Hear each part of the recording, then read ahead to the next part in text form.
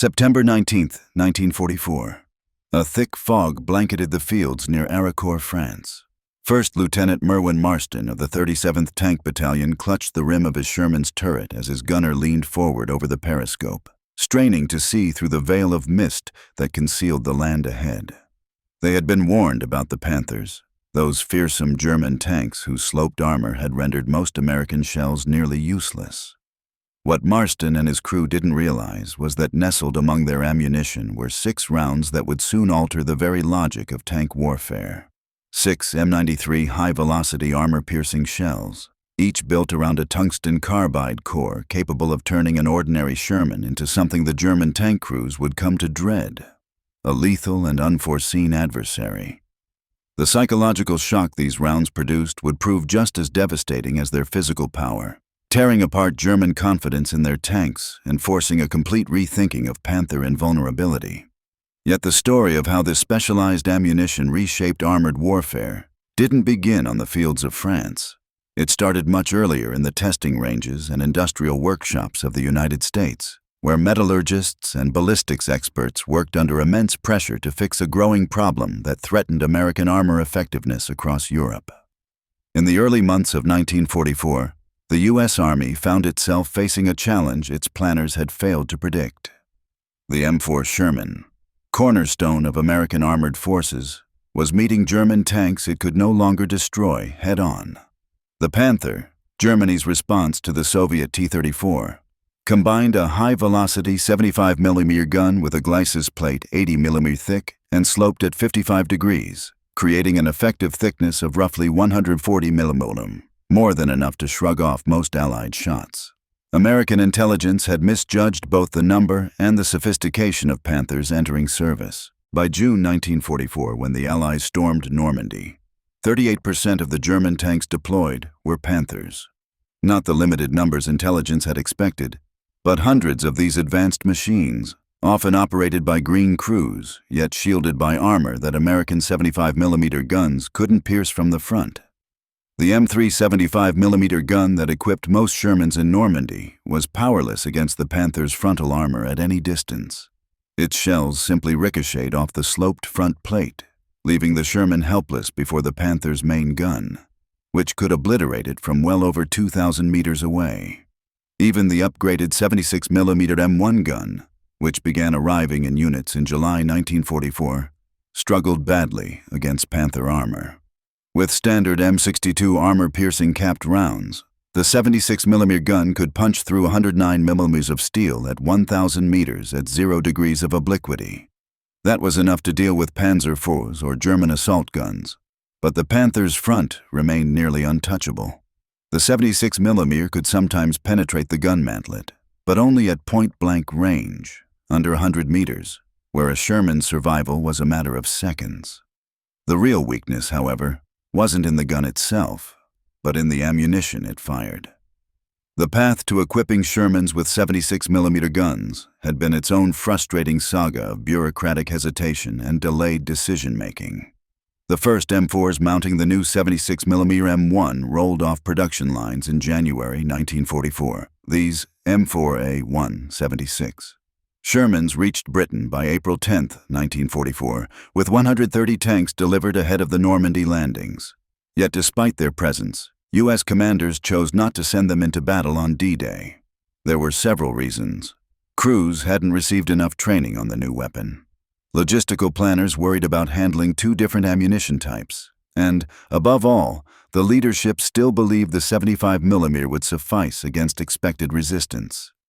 That assumption proved disastrous. By early July, reports from the front painted a grim reality. On July 2, 1944, complaints about the 75mm's impotence against German armor reached General Dwight Eisenhower himself. His reaction, preserved in historical records, captured the growing frustration at the highest level of command. "You mean our 76 won't knock these Panthers out? I thought it was supposed to be the wonder gun of the war." Witnesses recorded that his language grew even sharper as he vented his anger at the ordnance officers who had assured him the 76mm could handle any German tank. A formal board assembled on July 12 confirmed what every Sherman crew already knew through bitter experience. Standard American rounds couldn't pierce a Panther's front. General Omar Bradley immediately ordered the 76mm Sherman shipped from Britain to the front lines. On July 25, 1944, during Operation Cobra, 102 M4A176 tanks entered combat for the first time. The first battle reports were sobering. The 76mm offered a modest improvement over the 75mm, but it still couldn't defeat a Panther head-on at normal fighting ranges. Sherman crews quickly learned their only real options were to maneuver for flank shots or aim at the mantlet from dangerously close range, neither of which was desirable when facing an enemy that could destroy them from 2 kilometers away. The real solution, as it turned out, lay not in tactics, but in metallurgy and physics. By July 1944, U.S. ordnance engineers had perfected the T4 shell, soon to be standardized as the M93 HVAP, or high-velocity armor-piercing round. This new ammunition marked a radical departure from traditional armor-piercing design. The projectile featured a tungsten-carbide core, one of the hardest substances known, encased within a lightweight aluminum shell topped with a streamlined ballistic cap. This innovative design focused the projectile's kinetic force into a compact, ultra-dense penetrator while minimizing its overall mass. The results were nothing short of remarkable. The M93 round achieved a muzzle velocity of 1,036 meters per second, compared to the 792 meters per second produced by the standard M62 shell. That increase of 244 meters per second translated directly into superior armor penetration. At 1,000 yards, roughly 914 meters, official War Department tests confirmed that the HVAP round could pierce 160 millimeters of armor angled at 10 degrees. When aimed at the Panther's gun mantlet, with its curved 100mm cast steel on early OSIF DNA models, later thickened to 120mm on the AUSAV. The M93 offered a dramatic improvement. Reliable penetration was now possible at ranges up to 1,000 meters instead of the near-suicidal point-blank distances previously required. For Sherman crews, the mantlet finally became a legitimate target rather than a desperate last resort. However, developing HVAP was only half the challenge. Producing it in sufficient quantity was another. The T4 design relied on tungsten carbide, a strategic material largely imported from China, which before the war supplied around 36% of the world's tungsten. Tungsten was indispensable across wartime industries, used in machine tools, various armor-piercing rounds, hardened armor plating, and countless industrial applications, all of which competed for the same limited stock. American production of HVAP ammunition alone consumed hundreds of tons of tungsten annually. Each 76mm HVAP shell required roughly 0.8 kilograms of tungsten carbide, meaning a single Sherman carrying 6 rounds needed almost 5 kilograms of this precious material. In 1944, China produced around 10,000 metric tons of tungsten concentrates, but that output had to meet all Allied needs in every field. The United States added small amounts from its own mines in Colorado, Nevada, and California. Yet overall supply remained tight. Germany's tungsten situation was even worse. Swedish imports dwindled as the war turned against Berlin, and domestic production was negligible. By 1945, German industry was hoarding its last tungsten reserves for precision tools essential to aircraft engine manufacturing, leaving Panther crews to fight with only standard ammunition. The U.S. Ordnance Department had been testing HVAP since early 1942. But mass production didn't begin until after the Normandy campaign exposed just how serious the Panther problem had become. By July 1944, production of 3-inch HVAP shells for tank destroyers reached 1,000 rounds. In August, 1,000 rounds of 76mm HVAP were produced. September saw another 1,000 added. Not until November 1944 did monthly production climb to 5,000 rounds, increasing to 7,000 per month by January 1945. By March 1945, roughly 33,000 rounds of 76mm HVAP ammunition had been manufactured, an impressive industrial feat, though still far below battlefield requirements. By February 1945, the average 76mm Sherman in Europe carried just 5 HVAP rounds, 5 precious shots to face enemy formations in which Panthers were now the standard tank. A Sherman company of 17 tanks might possess only 85 HVAP rounds in total, while confronting German forces that fielded 30 or more Panthers. The first HVAP shipments arrived in Europe in August 1944, though their impact was initially muted by larger tactical obstacles. The hedgerows of Normandy forced American armor into close-range fights where German guns held every advantage. Panther crews had mastered defensive positioning, using hull-down tactics that exposed only their heavily armored turrets while keeping their weaker hulls concealed. German doctrine prioritized first-shot kills. Panthers waited in ambush, allowing Sherman columns to approach before unleashing fire from distances where American shells could do little in return. The psychological toll on U.S. crews was immense. Many began calling the Sherman the Ronson lighter, claiming it ignited at the first hit. Although later studies proved this reputation exaggerated, the fear was real and influenced decisions. Commanders spotting Panthers often preferred to summon artillery or airstrikes rather than risk a direct tank engagement, surrendering initiative to an enemy that could have been defeated with better ammunition and tactics. The gradual introduction of HVAP began to shift that balance, but the change was slow. Limited supply and insufficient training kept its full potential unrealized for months. The first large-scale test of HVAP in combat came not in the hedgerows, but across the open plains of Lorraine, where American armored divisions advanced into ground that favored German defenders. By September 1944, Lieutenant General George Patton's Third Army was deep inside France, racing toward Germany's western frontier with supply lines stretched thin. The 4th Armored Division, one of Patton's most aggressive units, had seized a bridgehead across the Moselle River near Aracourt. German High Command quickly grasped the danger. If Patton's armor reached the Rhine and entered Germany itself, the Reich's industrial core would be exposed. General Hasso von Manteuffel's 5th Panzer Army was ordered to counterattack, crush the American bridgehead, and halt Patton's advance in its tracks. The German force gathered for the counterattack consisted of 2 newly formed Panzer brigades, the 111th and the 113th, equipped mainly with Panther tanks fresh from the assembly lines. On paper, the balance appeared decisively in Germany's favor. Together, these brigades fielded roughly 150 tanks against Combat Command A of the U.S. 4th Armored Division, which had about 50 Shermans available. The 113th Panzer Brigade alone entered combat with close to 90 tanks and assault guns spread across both its battalions, including 42 Panthers and 40 Panzer IVs. German command expected a swift and crushing victory. The Panthers' superior armor and firepower, they believed, would more than offset any American advantages in logistics or air power. They could not have been more wrong. The Battle of Aracourt, which raged for 11 days from September 18th to 29th, would become the largest tank engagement fought by American forces before the Battle of the Bulge. More significantly, it would prove that well-trained U.S. crews, properly supported and equipped, could overcome Germany's technically superior tanks through smarter tactics, precise coordination, and effective use of high-velocity armor-piercing rounds.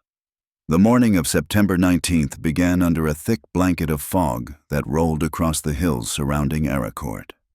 German reconnaissance efforts were minimal.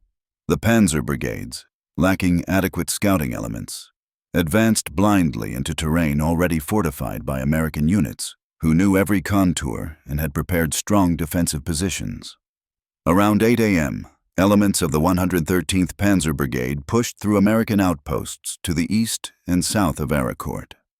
The German tanks, brand new Panthers with green, inexperienced crews, advanced in column formation, a tactical blunder that seasoned American tankers immediately recognized and exploited.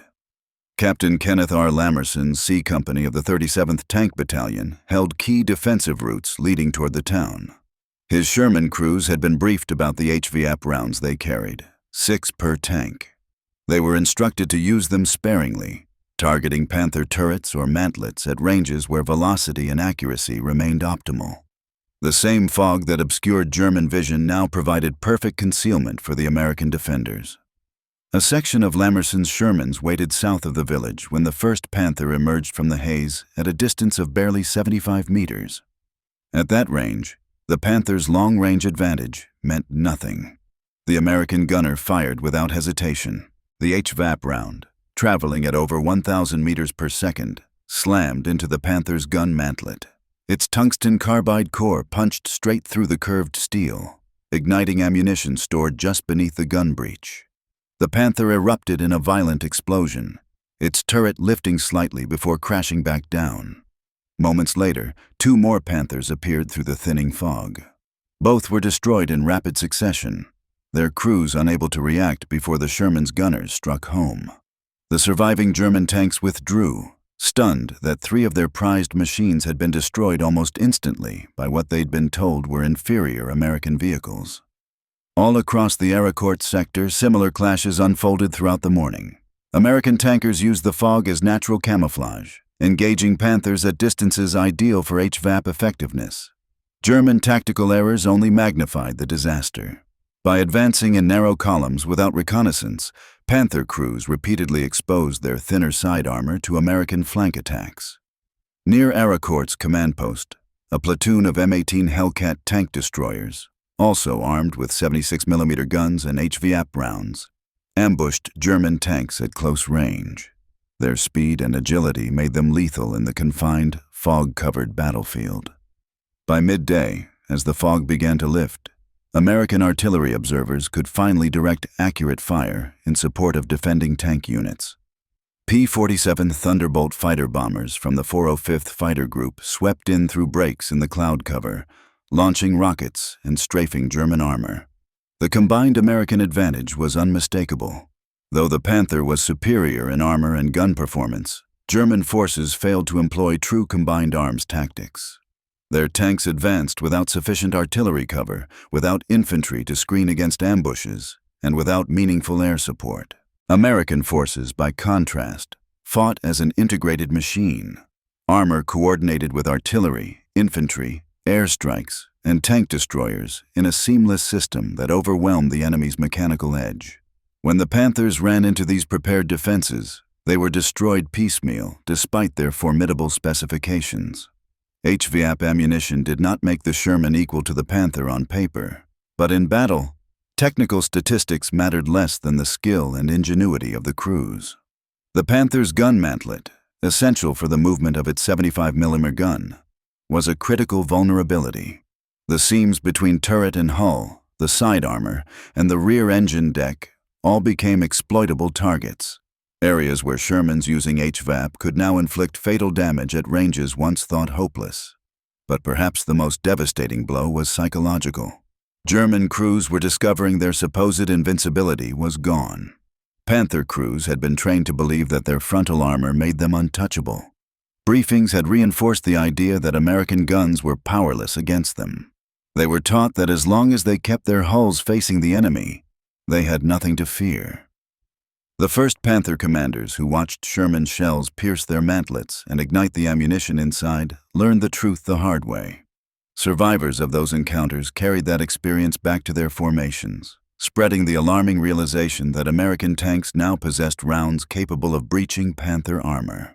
By the afternoon of September 19th, reports from German tank commanders were reaching higher headquarters, claiming that American Shermans were firing new, far more potent ammunition.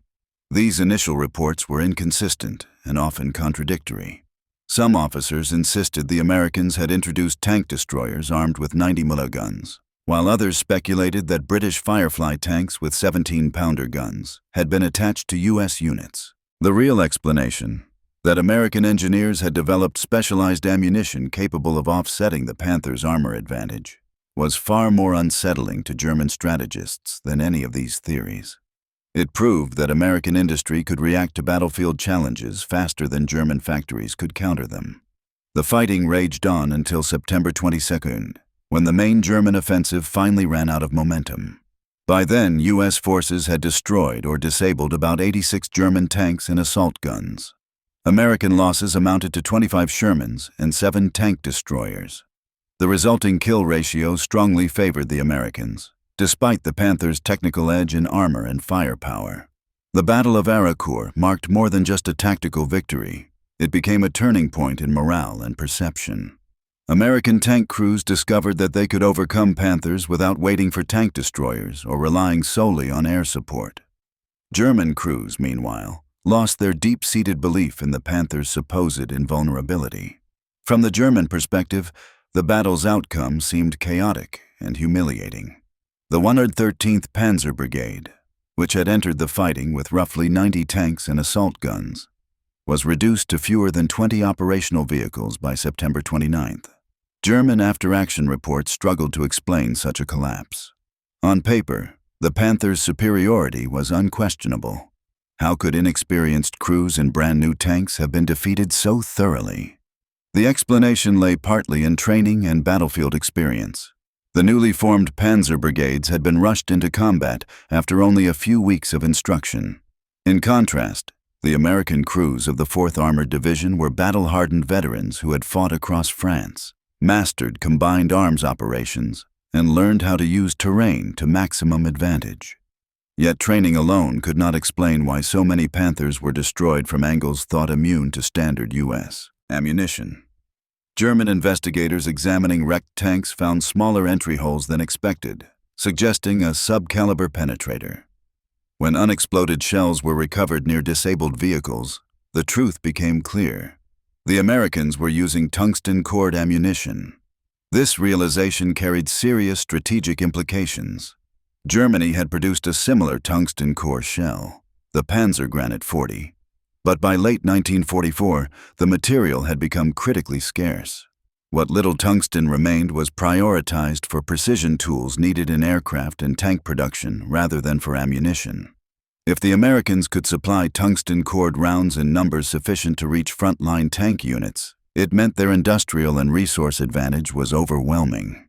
The United States was not only outproducing Germany in tanks and logistics, it was now fielding ammunition that effectively reduced the armor superiority the Germans had spent years perfecting. The influence of HVAP ammunition extended beyond its direct battlefield results at Aracourt. As word spread through American armored units that the new rounds could penetrate Panthers under the right conditions, tank crews gained confidence and began engaging German armor more aggressively. The fear and hesitation that had haunted some units since the Normandy campaign started to fade. Tankers still respected the Panthers' power, but no longer viewed it as an unbeatable monster. This change in mindset proved vital for the battles that followed. A crew that believes it has a fighting chance will act decisively, maneuvering, seeking better angles, and taking risks when necessary. A crew that believes it is doomed will hesitate and lose the initiative. Even though HVAP ammunition was produced in limited quantities, its presence gave American tankers a crucial psychological edge, allowing them to meet the Panthers on more even terms. Even crews who had never fired an HVAP round drew morale from knowing such a weapon existed and could be issued when the situation demanded. Commanders now faced difficult allocation choices due to the limited supply. Tank destroyer units, whose mission was strictly anti-armor warfare, were given priority in receiving HVAP rounds. Sherman crews, tasked with both infantry support and anti-tank engagements, often received fewer shells despite encountering German armor more frequently. This created constant tension between tactical necessity and logistical constraints. Distribution was managed at several command levels, from Army headquarters down to individual battalions, often leading to inefficiencies. Some units received more HVAP ammunition than they could use immediately, while others ran dry within days and were left waiting for resupply requests that never arrived in time.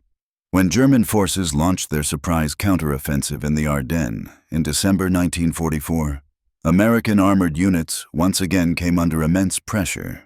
During the Battle of the Bulge, hundreds of Panthers and Tigers were deployed in harsh winter conditions that favored defensive fighting and limited Allied air superiority due to persistent bad weather. Sherman crews depended heavily on their limited stock of HVAP ammunition to engage German heavy tanks. Within days, the shortage became critical. Several American units ran out of HVAP completely, and resupply requests went unanswered as supply convoys struggled to reach the front through snow-clogged roads and enemy disruptions. Yet even amid the bitter fighting of the Ardennes, U.S. forces proved that tactical coordination and disciplined teamwork could offset their technical disadvantages. Tank crews operated closely with infantry, relying on bazooka teams to strike Panthers at close range, while Shermans provided covering fire. Forward artillery observers coordinated time-on-target barrages that damaged optics, broke tracks, and killed exposed crewmen even when direct armor penetration was impossible. When the skies finally cleared in late December and early January, Allied air power returned with devastating effect. Fighter bombers attacked German columns trapped on narrow forest roads with rockets and strafing runs. By the time the Battle of the Bulge ended, German armored strength had been crushed. The Wehrmacht lost hundreds of irreplaceable tanks and countless veteran crews in an offensive that failed to achieve its strategic goals. By early 1945, the broader balance of power had permanently shifted in favor of the Allies. American and British armies were preparing to cross the Rhine River. Meanwhile, Soviet forces were pushing in from the east, having torn apart German defensive lines in enormous winter offensives. Germany's industrial base was collapsing under relentless bombing, loss of critical territories, and severe shortages of fuel and raw materials, including tungsten. Panther production, which had peaked at roughly 3,900 units in 1944, declined sharply as factories were bombed, transport systems crippled, and resources exhausted. Even the Panthers that left the assembly lines often sat idle for lack of fuel. In the war's final months, entire German tank formations were forced to abandon vehicles, not from battle damage, but simply because they could no longer move them. The limitations of HVAP, though often overshadowed by its battlefield successes, also deserve mention. While the tungsten-carbide core was extremely effective under the right conditions, it was also brittle by nature. At lower impact velocities, around 2,300 to 2,500 feet per second, the core could fracture on contact instead of penetrating. As a result, HVAP performance dropped noticeably at longer ranges where velocity had diminished. Its effective range against the Panther's gun mantlet was about 1,000 meters. Beyond that distance, the likelihood of shattering increased sharply. American crews learned this through direct experience, sometimes at a high cost. Firing HVAP rounds beyond their effective range often wasted precious ammunition and invited deadly return fire from German guns that remained accurate and powerful far beyond those distances. Training on HVAP use was frequently insufficient since the ammunition reached combat units before formal instruction manuals could be distributed. Many crews had to master its proper employment through trial and error amid real combat. A well-documented case involving Sergeant Francis Baker on November 20, 1944, highlighted both the strengths and limits of HVAP in action. His Sherman, armed with a 76mm gun and carrying HVAP shells, engaged a Panther at roughly 800 yards. Baker's gunner fired 7 rounds, several of which struck the enemy's side armor. To Baker's dismay, none of the shots penetrated. The rounds deflected harmlessly off the sloped surface. The encounter demonstrated that even HVAP could fail against well-angled armor. The Panther eventually withdrew rather than continuing the fight, sparing Baker's crew but proving that success required more than superior ammunition. The episode reinforced an essential truth. HVAP was not a miracle weapon. Effective use still depended on proper tactics, accurate range estimation, smart positioning, and careful target selection. The ammunition greatly improved American odds in tank duels, but victory still relied on crew skill and judgment under pressure. Post-war analysis of HVAP confirmed both its impressive strengths and inherent weaknesses. Against the Panther's gun mantlet at distances up to 1,000 meters, the ammunition was highly effective. Penetrations were frequent, and many hits triggered catastrophic explosions within the target. Against the Panther's glacis plate, however, results were poor except at extremely short ranges or ideal angles. The steep slope of the frontal armor often caused even high-velocity tungsten rounds to ricochet or fracture on impact. Consequently, Sherman crews still had to maneuver into favorable positions, flanking their opponents whenever possible. The HVAP round didn't make the Sherman an equal to the Panther in raw performance, but it gave American crews a genuine fighting chance in engagements where once they had almost none. The outbreak of the Korean War in June 1950 offered another real-world trial of HVAP performance. American Sherman tanks, now largely upgraded to the M4A3E8 variant equipped with 76mm guns, found themselves facing Soviet-designed T-34-85 tanks operated by North Korean and later Chinese forces. Unlike in Europe during World War II, where HVAP ammunition had been in desperately short supply, by 1950 tungsten was no longer scarce. Peacetime industry and reduced wartime competition meant substantial reserves were readily available. U.S. tank crews in Korea quickly discovered that HVAP shells could pierce T-34-85 armor with ease at typical combat distances. The T-34-85, though formidable in design, had significantly weaker armor than the German Panther. Its 90mm thick turret front and 45mm sloped glacis plate stood little chance against the high-velocity, tungsten-cored projectiles fired by American 76mm guns. Sherman crews in Korea achieved highly favorable kill ratios against communist armor, thanks partly to better training but also to the abundant supply of HVAP ammunition. For veterans of the European campaign, this success carried a bittersweet undertone. The same ammunition that had been desperately needed and largely unavailable in 1944 now performed flawlessly in Asia, free from the production and supply restrictions that had limited its impact years earlier. From the German perspective, recorded in post-war interrogations and recovered documents, there was a sense of reluctant admiration mixed with deep frustration. German ordnance experts acknowledged that American engineers had succeeded in refining tungsten-cored ammunition production far more effectively than their own industry, even though Germany had pioneered the concept. The Panzer Granit 40 series had introduced tungsten-core technology, yet limited tungsten reserves kept German output minimal and inconsistent.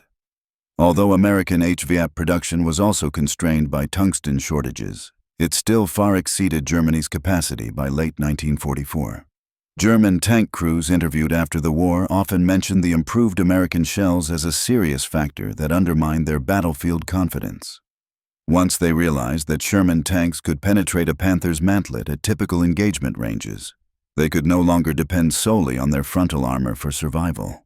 This forced them to adopt more cautious tactics, advancing slowly, relying heavily on cover, and favoring defensive positions whenever possible. Yet defensive tactics ceded the initiative to the Americans, allowing U.S. forces to exploit their mastery of combined arms operations. The loss of faith in their armor's invulnerability contributed to the increasingly defensive, hesitant character of German armored warfare in 1945. Technical studies of HVAP rounds recovered from wrecked German tanks gave German engineers valuable insight into American ammunition design. The tungsten carbide penetrator, encased in a lightweight aluminum body, represented an efficient and resource-conscious approach that maximized penetration while conserving scarce tungsten per shell. The lightweight carrier section allowed higher muzzle velocities without excessive barrel wear, while the dense tungsten core retained energy far more effectively than traditional steel projectiles. German designers recognized these engineering advantages but lacked the industrial base and material supply to replicate them. By the final months of 1944, Germany's tank and ammunition industries were focused solely on maintaining output of existing models rather than experimenting with new ammunition. The Panther's 75mm KWK-42 gun already offered formidable penetration with standard rounds, so further development of improved munitions was not prioritized. Any new project would have required tungsten that Germany could no longer spare, along with retooling that overburdened and bomb-damaged factories could not manage. As a result, German tanks entered their final battles armed with ammunition designs dating back to 1942 and 1943, while American munitions continued to evolve. The Battle of Aracourt's broader significance thus extended well beyond its immediate tactical results. That engagement proved definitively that American armored doctrine, built on mobility, coordination, logistics, and massive material support, could consistently defeat German tactics that depended too heavily on the technical superiority of individual tanks. German commanders had structured their 1944 Panzer brigades around the Panthers' performance, assuming its armor and firepower would offset the inexperience of new crews and the lack of combined arms support. The events at Aracourt showed how disastrously wrong that assumption was. The lesson was unmistakable to observers on both sides. Technical excellence in weapon design could offer advantages, but operational skill, effective coordination, reliable logistics, and disciplined training were far more decisive in determining battlefield success. Yet the influence of HVAP extended beyond engineering or doctrine. It also shaped morale at the most personal level. For American tankers who had faced Panthers in Normandy with only standard ammunition, the arrival of HVAP symbolized real hope. It didn't remove the Panthers' threat, but it provided a fighting chance, a tool that could succeed under the right conditions. That psychological shift gave crews confidence, encouraged bolder tactics, and helped transform fear into determination in the face of one of the most formidable tanks of the war. For German tank crews, learning that American tanks now posed a serious frontal threat fundamentally changed their tactical calculations. Otto Carius, a highly decorated German tank ace who commanded Tiger tanks and survived the war, wrote extensively in his post-war memoirs about the psychological effect of facing opponents capable of penetrating his armor. The feeling of invulnerability that heavy armor once provided was essential for crew morale and for maintaining aggressive tactics. When that confidence faded, crew performance declined noticeably. Panther crews encountering Shermans armed with HVAP ammunition experienced this same loss of assurance. The mantlet became a recognized weak spot that skilled American gunners could exploit effectively. This realization made Panther crews clearly more cautious, slower to engage, and far less inclined to take tactical risks. The broader significance of HVAP development extended to questions of technological rivalry in modern warfare and the vital role of industrial capacity. Both the American and German research communities possessed capable engineers and an advanced understanding of ballistics and armor penetration. Both nations understood the value of tungsten-cored ammunition early in the war and succeeded in creating practical designs. The decisive difference, however, came down to industrial capability and resource access rather than technical knowledge. American industry could manufacture HVAP in quantities large enough to meaningfully influence battlefield outcomes, though still not enough to supply every unit fully. German production barely managed to yield sufficient numbers even for testing. This pattern repeated across many of Germany's weapon systems throughout the war. The country developed advanced and often technically superior arms, yet failed to produce them in quantities that could alter strategic results. American industrial power, on the other hand, generated simpler but extremely effective equipment in massive numbers. The M4 Sherman was not the most advanced tank of the Second World War by technical standards, yet American factories built around 4,924 of them, compared to roughly 6,132 Panthers.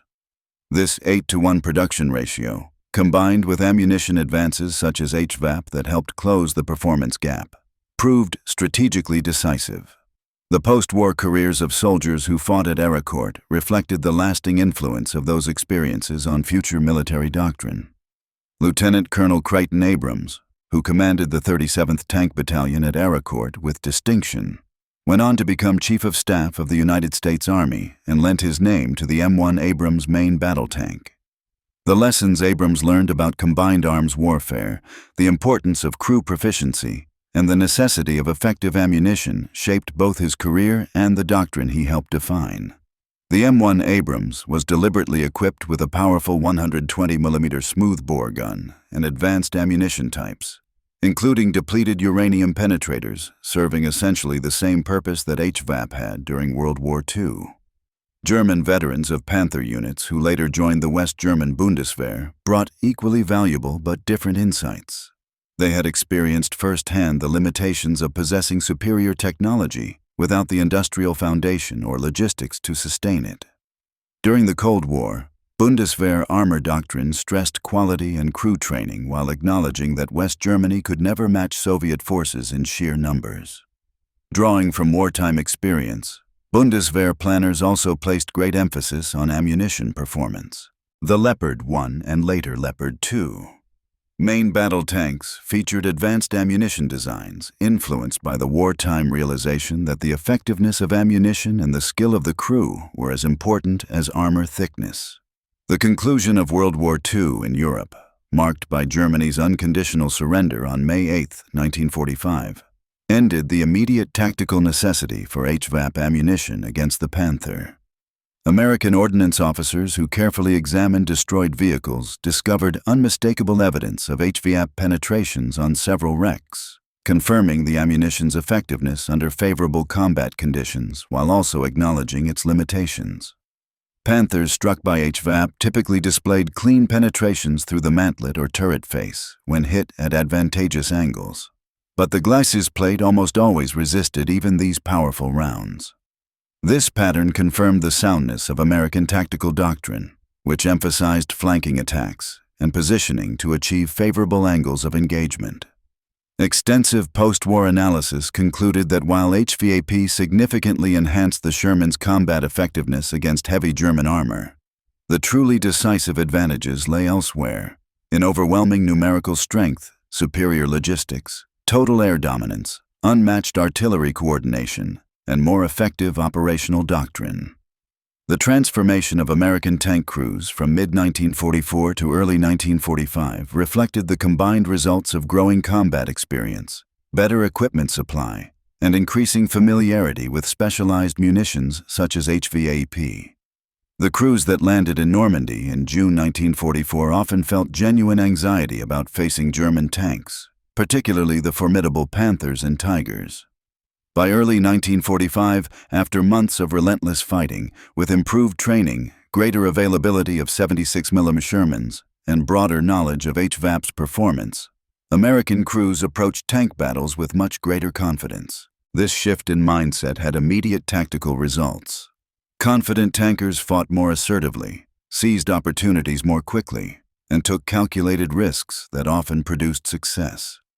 Although HVAP ammunition alone did not cause this transformation, its presence and proven power contributed meaningfully to higher morale and stronger performance within American armored forces. The influence of HVAP's development continues to shape modern ammunition design.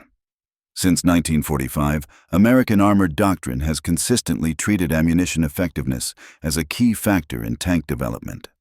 Contemporary tank rounds employ depleted uranium or tungsten alloy penetrators, materials chosen for the same density and hardness characteristics that made tungsten carbide so valuable during World War II. The underlying concept remains unchanged: to focus maximum kinetic energy into a small, extremely dense projectile traveling at the highest possible velocity. The technological lineage from the 1944 HVAP to modern armor-piercing, fin-stabilized, discarding sabot rounds clearly illustrates how lessons from World War II still guide military technology today. Soviet and later Russian ammunition programs evolved along nearly identical lines, independently realizing that penetration power depends largely on projectile materials and kinetic energy transfer. The global tank ammunition industry traces much of its innovation back to the HVAP experience, when engineers first demonstrated that specialized projectiles could partially offset an opponent's armor advantage. On September 19, 1944, when First Lieutenant Merwin Marston's Sherman crews first engaged Panthers with HVAP rounds at Aracourt, a true turning point occurred in the psychological landscape of armored warfare. German tankers who had once trusted completely in their armor suddenly realized that American guns could pose a serious frontal danger. For American crews who had previously felt outclassed, the knowledge that they now possessed ammunition capable of piercing Panther armor under the right conditions gave them tangible confidence. This new psychological balance, brought about by tungsten-cored ammunition forged in American factories, affected every armored confrontation during the final months of the European War. Though HVAP was never available in the numbers desired, it still provided enough of an advantage to transform American tankers from cautious defenders into determined attackers ready to face German armor head-on. The crews who fired those first HVAP shells in battle, watching tungsten cores punch through what had once seemed indestructible, proved that industrial power and material science, when applied intelligently to immediate battlefield needs, could overcome even the most daunting technical obstacles. That core lesson, learned through hard experience on Europe's battlefields, remains directly relevant for military strategists confronting the technological challenges of modern warfare today.